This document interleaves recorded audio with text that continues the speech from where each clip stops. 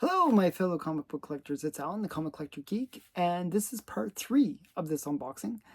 And this one's an interesting one. It's mainly one collection, but I threw in some extra books just to balance it out because it's one collection, but I wanted to show some other stuff just to make it fun. But it is mainly one collection, and the collection is of a military magazine. And I'll pull it out. This is actually kind of a cool military magazine. I got like 30 issues of a military magazine called the Yank. And it was basically an army magazine that was published during the Second World War. And they were created by the people serving in the military. So this is just one of the issues. So they're really musty, oh my goodness. This is from 1943.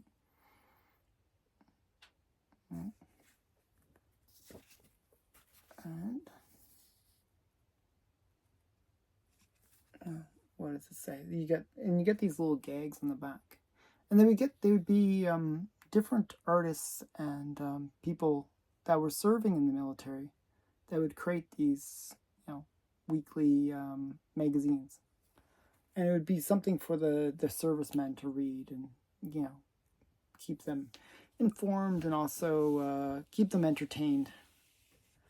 There's that one. And some of them are pretty cool. I'll show you.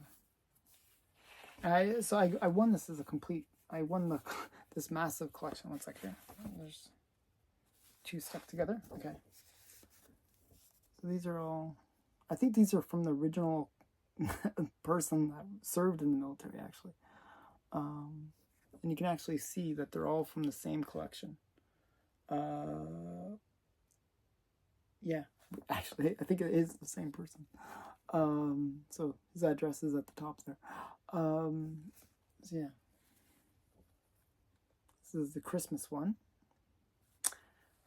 And these had, like, as it said, they were like, articles and stories and maybe some pinups as well.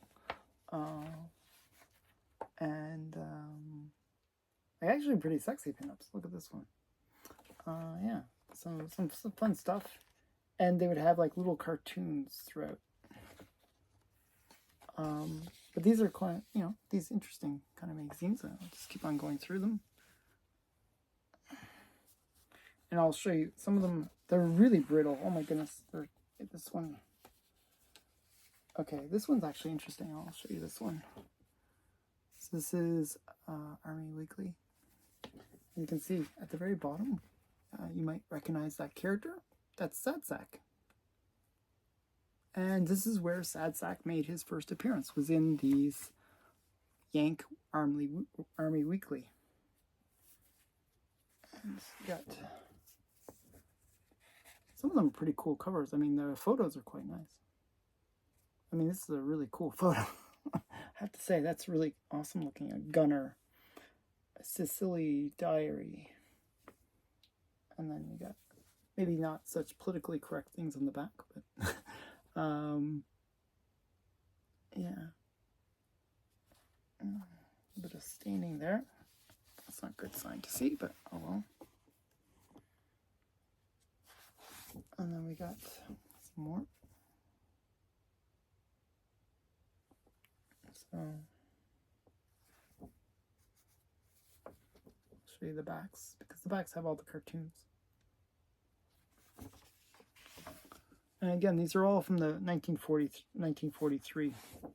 So you got different, you can see what the soldiers had to go through. And it's a really interesting time capsule of people in the war. So you can see. And it's just like a whole bunch of them. I got them like all really, really cheap. Oh my goodness. This is a bit more saucy than I would have expected. This one has some nudity on the back. So yeah, so this is, I guess they had got the Japanese flag. And this one actually, okay, I'll even show you it, just because it's cartoon nudity. It's not that bad. But yeah, isn't that interesting? So yeah. And then we got some more stuff. There's a whole bunch, so I will kind of going through these a little bit quickly. But just a really interesting time capsule. I'll show you the backs. You can see all the cartoons. And as I said, this is where Sadsack made his first appearance, was in these weekly ones, and I'll show you his first appearance when it comes up. See all the cartoons on the back. Not all of them have Sadsack in them, but yeah. I'll show you the ones that do. Okay. Yeah, very interesting. Like almost like a claymation thing there. And the back. See all the cartoons. And some of them are in really good shape, some of them not so much, I have to say. But really amazing photos. Really gives you a sense of the the battlefields. I mean, this is obviously in the Pacific. In the back.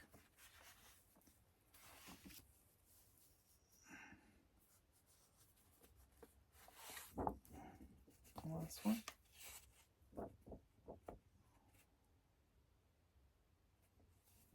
All right. So yeah. So that's okay. Those are kind of interesting. So that's the first set. There's one more set. And I'm going to show some slabs at the end. So if you're patient, we'll watch all these, then you get to see some cool books at the very end. But these are cool. I actually think these are quite cool themselves. Oof. Quite hard to get this out. One sec here. Bear with me. They're very brittle. Like they're little pieces of them are falling off all over the place. I'll have to do something with them. I'm not sure how to protect them after this. But you should see my clothes. I'm covered with little flakes. That's not a good sign, but you can see the little pieces are coming off. A little sad to see that, but they are pretty old and brittle. So, I'll show you the back. I don't know how to keep these so that they don't fall apart, but we'll figure out something. I'm not sure if CGC will grade these kind of things. But yeah. There would be, like, not, most of them wouldn't be worth grading, but there are 2 issues in here that are actually worth grading. See, like, all the little, I don't know, needles. I don't know. It's really interesting. And it's like a song at the top. Battle Scarred.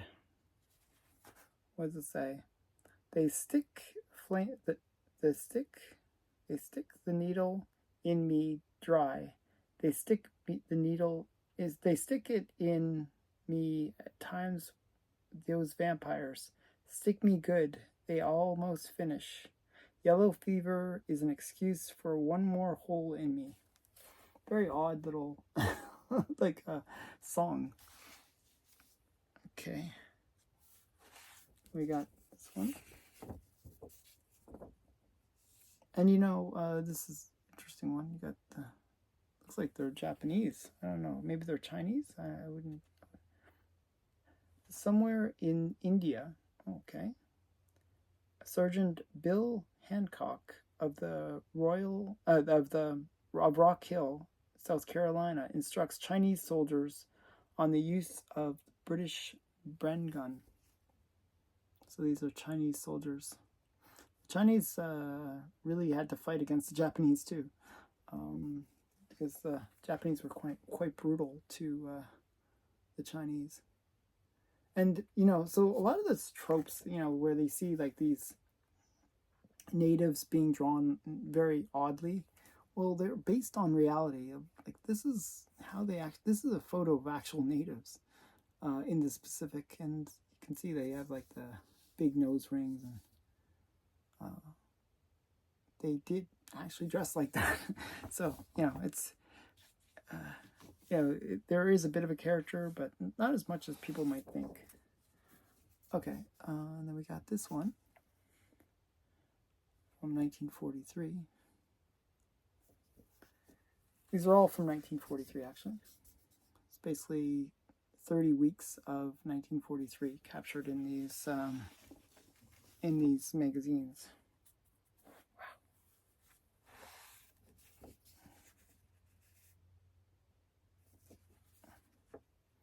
I'm trying to be really gentle with them because they are flaky. I'm sort of worried. Okay. Okay, this next one is the big one. Okay. So, Army Weekly, and I'll show you the back. Now this next one, hopefully it's in good shape, because it's the most important. Actually, it's probably one of the better ones. That's good. Okay, the next two are actually the two big ones. So this is the Yank Army Weekly, and this is June 18th, 1943. And why is this an important one? Well, this is actually the first appearance of Sad Sack in any print. And because it is the major one, I'll show you the back as well. I will show you the inside. And hopefully we can find the very first appearance of Sad Sack.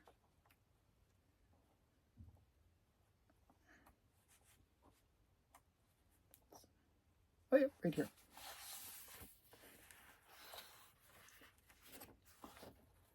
That's the first appearance of Sad Sack right there.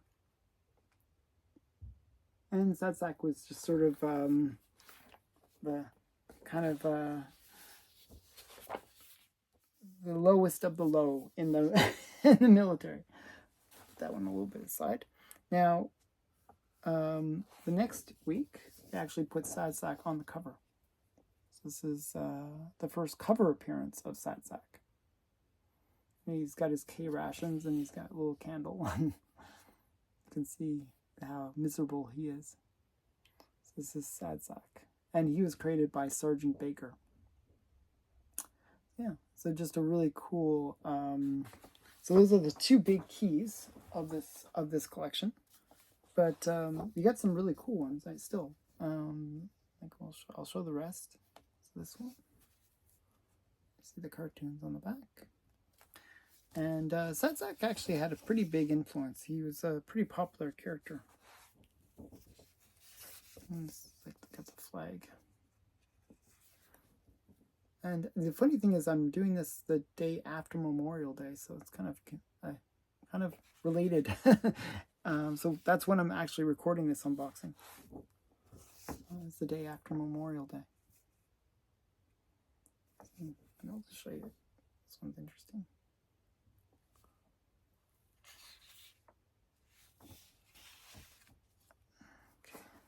And last one.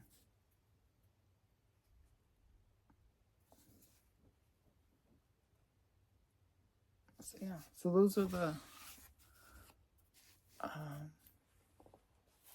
various Army Weekly ones. Yank, the Army Weekly. Okay, so yeah, wow. And I made a total mess of myself. I'm gonna have to clean myself up. This next group of books, though, to kind of balance it out, because if you're not interested in the Army Weekly and you're like, oh, show me some comics, well, I'm going to show you some comics. And what I'm going to show you is part of my Heritage Auction wins.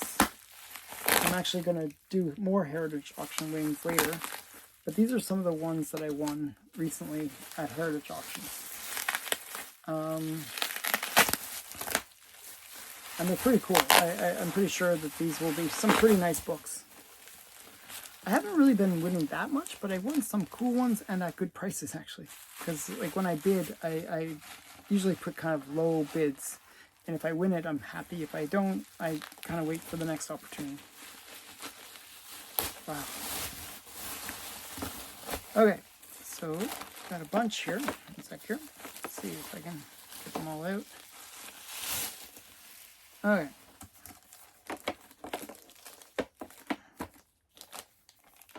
Okay.